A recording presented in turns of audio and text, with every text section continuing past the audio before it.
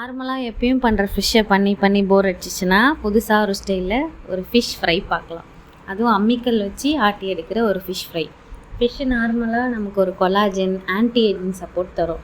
அது இல்லாமல் நம்ம ஹார்ட்டுக்கு நல்லது, மூளைக்கு நல்லது, எலும்புக்கு நல்லது, கண் ஆரோக்கியத்துக்கும் உதவும், இடை குறைக்கவும் உதவும். எண்ணெயில் பொரிக்காமல் சமைச்சா நல்ல ஒரு ப்ரோட்டீன் சோர்ஸாக இருக்கும். அப்புறம் விட்டமின் B12 அதில் அதிகம். வாரம் ஃபிஷ் ஃப்ரையை ஒரே ஸ்டைலில் பண்ணி பண்ணி போர் வச்சிச்சுன்னா புதுசாக இந்த ஸ்டைலில் ட்ரை பண்ணலாம். ஒரு அம்மியில் ஒரு 4 சின்ன வெங்காயம் இல்லை 5 சின்ன வெங்காயம், சீரகம், சோம்பு, உப்பு, பச்சை மிளகா இதெல்லாம் போட்டு மைய அரைச்சி அந்த பேஸ்ட் எடுத்து நம்ம நார்மலாக யூஸ்வலாக போடுவோம் இல்லையா ஃபிஷ் ஃப்ரைக்கு மசாலா. ஒருத்தவங்க வீட்டில் ஒரு ஃபிஷ் ஃப்ரை மசாலா போடுவாங்க. நம்ம வீட்டில் மிளகாத்தூள், குழம்பு மிளகாத்தூள், தனி மிளகாத்தூள், மஞ்சத்தூள், உப்பு இது மட்டும் போட்டு இந்த அம்மியில் அரைச்சது தான் என்னோடய ஸ்பெஷல் டேஸ்ட்டாக இருக்கும்.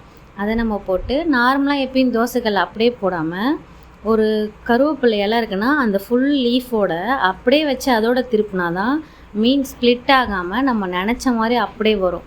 அதை நீங்கள் சூடாக சாப்பிட்டாலும் நல்லாயிருக்கும், அப்புறமா கொஞ்ச நேரம் கழிச்சு சாப்பிட்டாலும் அந்த டேஸ்ட் அப்படியே இருக்கும். இப்போ நீங்கள் ஆயிலில் போட்டு ஃப்ரை பண்ணி எடுக்கும்போது அது ஒரு மாதிரி மொரன்னு ஆகிடும். அது எல்லாருக்கும் பிடிக்காது. இப்போ நார்மலாக எனக்கு மொரன்னு சாப்பிட்டா அவ்வளோவா பிடிக்காது. இந்த மாதிரி இருக்கிறவங்க இதை புதுசாக ட்ரை பண்ணி பார்த்திங்கன்னா சூப்பராக இருக்கும். அடுத்து அப்பப்போ நம்ம ஒரு வேறு ஃபிஷ் ஸ்டைலில் இது சொல்லலாம். இது எல்லா ஸ்டைலில் எப்படி சொல்கிறதுனா இது கேரளா ஸ்டைல் சொல்லலாம். அடுத்து நம்ம செட்டிநாடு ஸ்டைல், ஒரு ஸ்டைலாக நம்ம எப்படி இப்படின்னு சொல்லலாம். ஒரே மாதிரி